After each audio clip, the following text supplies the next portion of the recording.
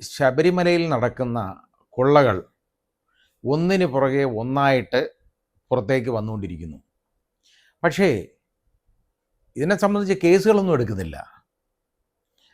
എന്നിട്ട് പരസ്പരം പഴിചാരി ഓരോരുത്തർ രക്ഷപ്പെടാനുള്ള ഒരു മാർഗമാണ് നോക്കുന്നത്.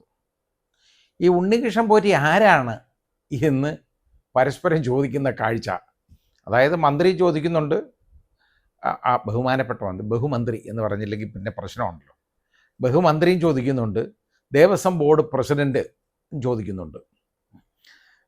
പരസ്പരം ഇവർക്ക് ആർക്കും അറിഞ്ഞൂടെ ഇയാൾ ആരാണ്, ഈ ഉണ്ണികൃഷ്ണൻ പോറ്റി എങ്ങനെയാണ് ഉണ്ണികൃഷ്ണൻ പോറ്റി ഈ ശബരിമലയിലെ ആളായിട്ട് മാറിയതെന്ന് ഇവർക്ക് ആർക്കും അറിഞ്ഞൂടാ.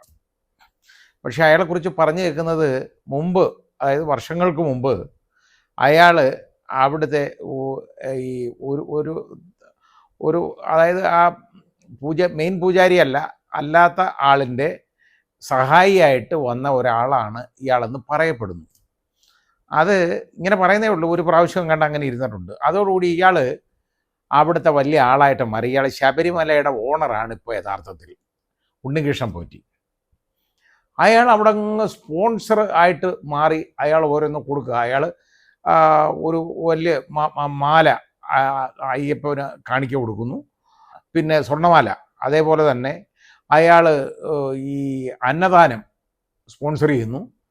ഒരു ദിവസത്തെ അന്നദാനം നടത്തുന്നതിനുണ്ടല്ലോ 6 ലക്ഷം രൂപയാ ചെലവ്. എന്നാൽ ഇയാൾക്ക് ഇതിനുള്ള ഫണ്ട് എവിടുന്ന് കിട്ടുന്നു, അല്ലെങ്കിൽ ഇയാളുടെ എന്താണ് ഇയാളുടെ ബാക്ക്ഗ്രൗണ്ട്, ഇയാളുടെ സാമ്പത്തിക സ്രോതസ് എന്താണ്, ഇയാൾക്ക് വീട്ടിൽ പണമുണ്ടോ ഇത്രത്തോളം എടുത്ത് കൊടുക്കാൻ എന്നുള്ളതിനെക്കുറിച്ച് എങ്ങാണ് എന്തെങ്കിലും അന്വേഷിച്ചിട്ടുണ്ടോ ഇവരാരും? ഇല്ല. ഇയാൾ യഥാർത്ഥത്തിൽ ഈ ദേവസ്വം ബോർഡിലെ, ട്രാവൻകൂർ ദേവസ്വം ബോർഡിലെ ഉദ്യോഗസ്ഥരും അതുപോലെ തന്നെ അതിൻ്റെ നേതാക്കളും പ്രസിഡന്റ് ഉൾപ്പെടെയുള്ള ആളുകളുമായിട്ട് വളരെ വലിയ ബാന്ധവം ഇയാൾക്കുണ്ട്. അതാണ് പ്രശ്നം. അപ്പോൾ അവർക്ക് പറയാൻ ഒക്കത്തില്ല. കാരണം ഇവരൊക്കെ വാങ്ങിച്ചേക്കുന്ന കാര്യങ്ങളെല്ലാം വെളി വരുമല്ലോ.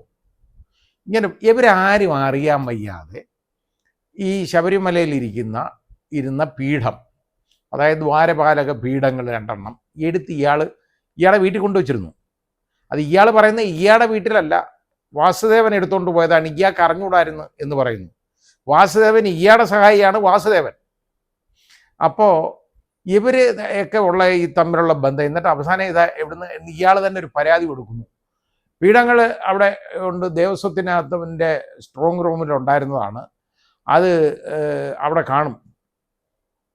അവസാനം എന്തോന്നിരിക്കും, അത് കണ്ടെടുക്കണമെന്ന് കംപ്ലൈൻറ്റ് ഒക്കെ ആയിക്കഴിഞ്ഞാൽ അന്വേഷണമൊക്കെ വന്നപ്പോഴാണ് അവസാനം ഇയാളുടെ സഹോദരിയുടെ വീട്ടിൽ നിന്ന് വെഞ്ഞാറമൂട്ടിൽ നിന്നാണ് അവസാനം ഇത് കണ്ടെടുക്കുന്നത് കേട്ടോ. ഇതവിടെ പൊതിഞ്ഞുകൊണ്ട് കൊടുത്തതാണ്. വിജയ് മല്യ, അതായത് UB ഗ്രൂപ്പ്, യുണൈറ്റഡ് ബ്രൂവറീസ്. ഇപ്പോൾ വിജയ് മല്യ ലണ്ടനിൽ സുഖവാസത്തിലാണ്. ഇവിടുന്ന് ഇഷ്ടംപോലെ പണമൊക്കെ അടിച്ചുകൊണ്ട് ബാങ്കിലെ എല്ലാം കളിപ്പിച്ചുകൊണ്ട് പോയിട്ടുണ്ട്. അതെല്ലാം കൊണ്ടുപോയി അവിടെ സുഖ ജീവിതം നയിച്ചുകൊണ്ടിരിക്കുകയാണ്. ഇങ്ങോട്ട് വരത്തില്ല. ഇങ്ങോട്ട് വരാമെന്ന് പറഞ്ഞാൽ പ്രശ്നം എന്ന് പറഞ്ഞാൽ ഇവിടുത്തെ ജയിലുകളിൽ സൗകര്യമില്ല. ഇവിടെ ജയിലുകളിൽ വെളിച്ച കുറവാണ്. ഇവിടുത്തെ ജയിലുകൾ പാവങ്ങൾക്കുള്ളത്, യവന്മാർക്കുള്ളതല്ല. ഈ വിജയമല്യയൊക്കെ അങ്ങോട്ട് പറഞ്ഞ് വിട്ടതാരാണെന്നുള്ളതൊന്ന് ആലോചിക്കണം. ഇയാൾക്ക് ഇവിടെ കേസുണ്ടെന്നും ഒക്കെ അറിഞ്ഞുകൊണ്ട് തന്നെ ഇയാളെ ഇവിടുന്ന് കിടത്തി. അതാരാണെന്നുള്ളതിനെക്കുറിച്ചൊന്നും ഞാനിപ്പോൾ പറയുന്നില്ല. ഇന്നത്തെ ഭരണ സംവിധാനത്തിന് അതിനകത്ത് കാര്യമായ പങ്കുണ്ട്. അതാണ് കാര്യം. അപ്പോൾ അയാൾക്കെടുത്ത് കൊടുക്കാം, അയ്യപ്പന് കൊടുക്കണമെന്നുള്ളത്. കാരണം ഇയാളെ രക്ഷയ്ക്ക് അയ്യപ്പനൊക്കെ വരണമല്ലോ. കാരണം ഇത് അയാൾ കളിപ്പിക്കാൻ ഉദ്ദേശിച്ചുകൊണ്ട് ചെയ്യുന്ന ആളാണ്.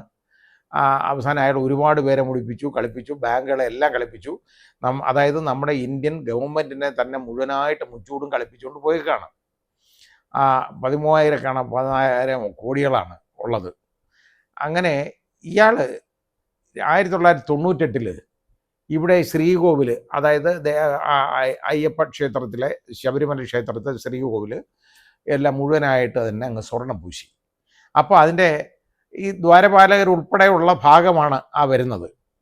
അപ്പോൾ അത് സ്വർണം പൂശിയെന്ന് പറഞ്ഞു കഴിഞ്ഞാൽ, സ്വർണം വെറുതെ ഇങ്ങനെ നമ്മൾ സ്വർണം പൂശുക എന്ന് പറഞ്ഞാൽ സാധാരണ നമ്മളിതാണ്ട് ചെറുതായിട്ട് ഈ സ്വർണത്തിൻ്റെ കണികകൾ അതിൽ പതിപ്പിക്കുകയൊന്നുമല്ല ചെയ്തുകൊണ്ടിരിക്കുന്നത്. ഈ സ്വർണം അടിച്ച് പരത്തി പാളികളായിട്ട് പേപ്പറിൻ്റെ വലിപ്പത്തിലാക്കും, പേപ്പറിൻ്റെ കനത്തിലാക്കും. ആക്കിയതിന് ശേഷം ആ പാളി കൊണ്ടാണ്, സ്വർണ്ണ പാളി കൊണ്ടാണ് ഇതെല്ലാം പൊതിയുന്നത്. എന്ന് പറഞ്ഞാൽ ഇതൊരിക്കലും അത് യഥാർത്ഥ സ്വർണം തന്നെയാണ്. അപ്പോൾ നേരത്തെ ഉണ്ടായിരുന്ന ചെമ്പ് പാളിയുടെ മുകളിലാണ് ഈ സ്വർണം പതിക്കുന്നത്. ഇതിൻ്റെ വാതിലാണെങ്കിൽ മരപ്പലകയാണെങ്കിലും അതിൻ്റെ പുറത്താണ് ഈ സ്വർണ്ണപ്പാളി പതിക്കുന്നത്. ഇത് വന്നു കഴിഞ്ഞാൽ ഒരിക്കലും ഉണ്ടല്ലോ ഇതിന് കളറൊന്നും പോകത്തില്ല, ഈ സ്വർണത്തിന് കളർ വരെ പോകത്തില്ല.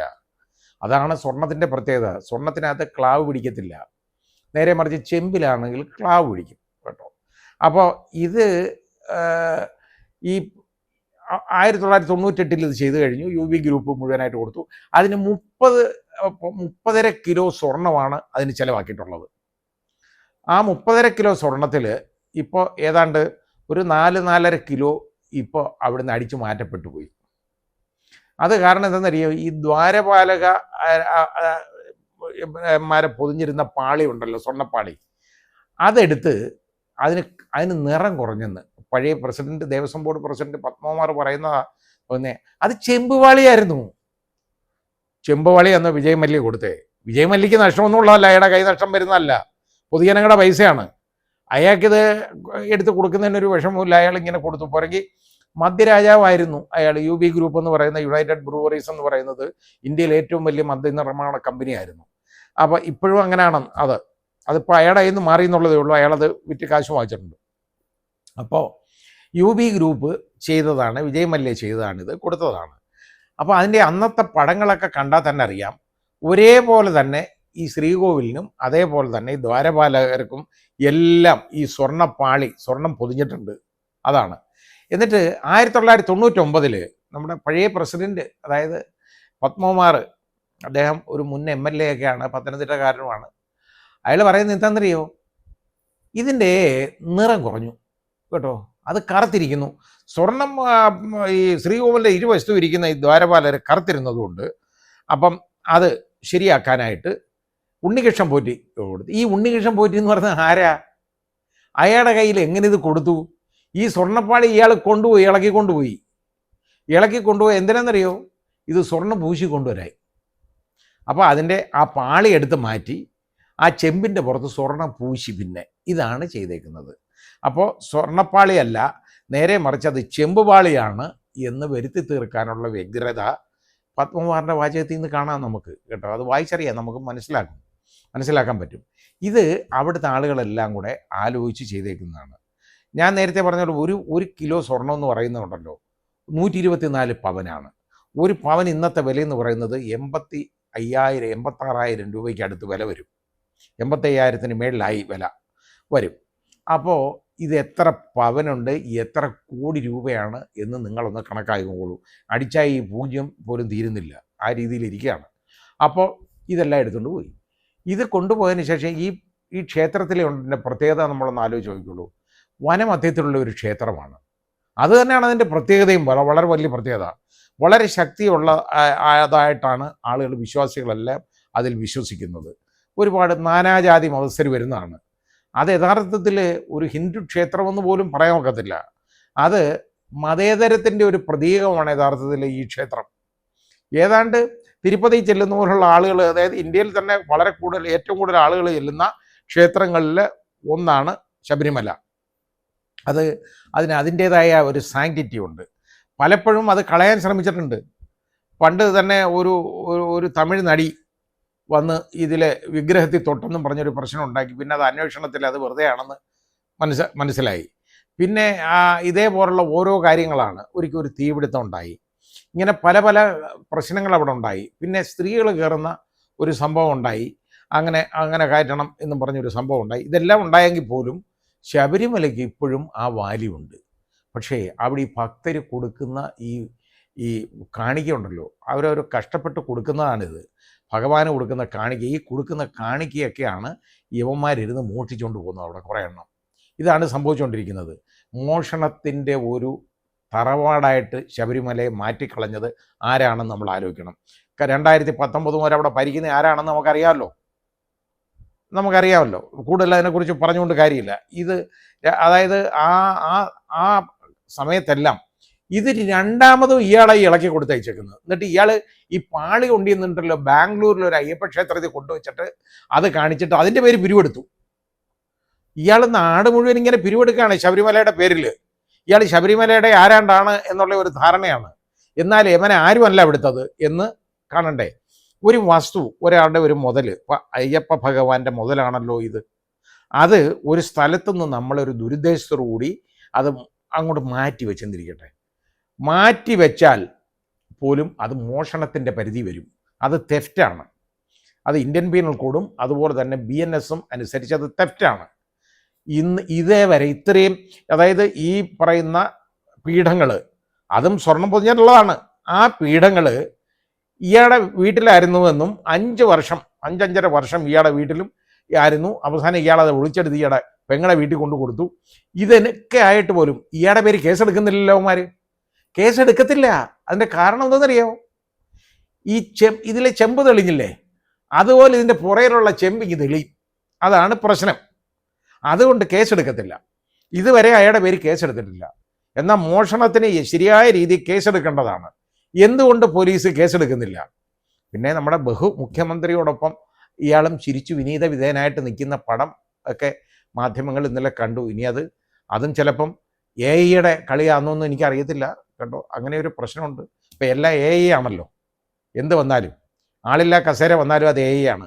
ഇതൊക്കെ അയ്യപ്പ സംഗമത്തിൻ്റെ, ആഗോള അയ്യപ്പ സംഗമത്തിൻ്റെ വിജയത്തിൻ്റെ ആ മാറ്റ് കുറയ്ക്കാൻ വേണ്ടിയുള്ള പരിപാടിയാണെന്നാണ് ഇപ്പോൾ പറഞ്ഞുകൊണ്ടിരിക്കുന്നത്. ഇത് മാറ്റ് കുറയ്ക്കുന്നൊന്നുമല്ല, ശബരിമലയുടെ സ്വർണം ഇല്ലാതാവുന്നതാണ് പ്രശ്നം. 4-4.5 കിലോ സ്വർണം മോഷണം പോയിട്ടുണ്ട്. അതിന് നടപടി വേണം. അതിന് പകരം അയ്യപ്പ സംഗമത്തിൻ്റെ മാറ്റ് കുറയ്ക്കാൻ ചെയ്യുന്ന പണിയാണ് എന്ന് പറഞ്ഞുകൊണ്ടിരുന്നാൽ മതിയോ? ഈ ഏറ്റവും കൂടുതൽ പരാതി ദേവസ്വം ബോർഡ് പ്രസിഡന്റ് പരാതി എന്തോന്നറിയോ? ഇതിൻ്റെ പീഠം പോയതാണ്. അല്ലാതെ ഇതിൻ്റെ സ്വർണ്ണപ്പാളി മുഴുവൻ പോയതിന് അയാൾക്ക് പരാതിയില്ല. പീഠം പോയി, പീഠം കാണാൻ പോയി. പക്ഷെ പീഠം വേറെ ഉണ്ട്, അവിടെ ഉണ്ട്. എന്നിട്ട് ഇത് അധികമായിരുന്നു. ഇനി ഉണ്ണികൃഷ്ണൻ പണിക്കർക്ക്, ഉണ്ണികൃഷ്ണൻ പോറ്റിക്ക് എത്ര പീഠം വേണമെങ്കിലും അവിടെ കൊടുക്കാൻ പറ്റും. കാരണം ഇതിൻ്റെ പേര് പിരിവെടുത്ത് ധാരാളം പണമായിട്ട് ഉണ്ടാക്കിയിട്ടുണ്ട്. ഇപ്പോൾ ഇവർ പറയുന്നത് നമ്മുടെ ബഹുമന്ത്രിയും ദേവസ്വം വകുപ്പ് മന്ത്രിയും അതുപോലെ തന്നെ ഈ ട്രാവൻകൂർ ദേവസ്വം ബോർഡ് പ്രസിഡന്റ് പറയുന്നത് എന്താണെന്നറിയോ? ഇയാൾ പറയുന്നത് ശരിയല്ല, ഉണ്ണികൃഷ്ണൻ പോറ്റി പറയുന്നത് ശരിയല്ലെന്ന് നിങ്ങളാരും പറയണ്ട മിസ്റ്റർ. ഉണ്ണികൃഷ്ണൻ പോറ്റി പറയുന്നത് ശരിയല്ലെന്ന് ഇവിടെ ഇത് കേൾക്കുന്ന ആർക്കും അറിയാം കള്ളത്തരമാണെന്ന്. മുഴുവൻ കള്ളമാണ് അയാൾ പറയുന്നതെന്ന്. എന്നിട്ടും അയാളുടെ പേര് കേസെടുക്കാത്ത എന്താണെന്ന് ആദ്യം മറുപടി പറഞ്ഞോളൂ. എന്നിട്ട് ബാക്കി പിന്നെ പറഞ്ഞാൽ മതി. പക്ഷേ ഇത് അവസാനം അയ്യപ്പൻ നേരിട്ട് ഇടപെടേണ്ട ഗതികേടാണ് ഇപ്പോൾ. അല്ലാതെ പോലീസൊന്നും ഇടപെടുമെന്ന് ഞാൻ വിശ്വസിക്കുന്നില്ല. സർക്കാരിന് ഇടപെടാൻ പറ്റത്തില്ല. എൻ്റെ കാരണം ഇവരറിയാൻ വയ്യാതൊന്നുമല്ല ഈ മോഷണങ്ങൾ നടക്കുന്നത്. മുഴുവൻ മോഷണം തുടർക്കഥയാണ്. ഇവർക്ക് അവിടെ ഭരിക്കണം. അതാണ് വേണ്ടത്.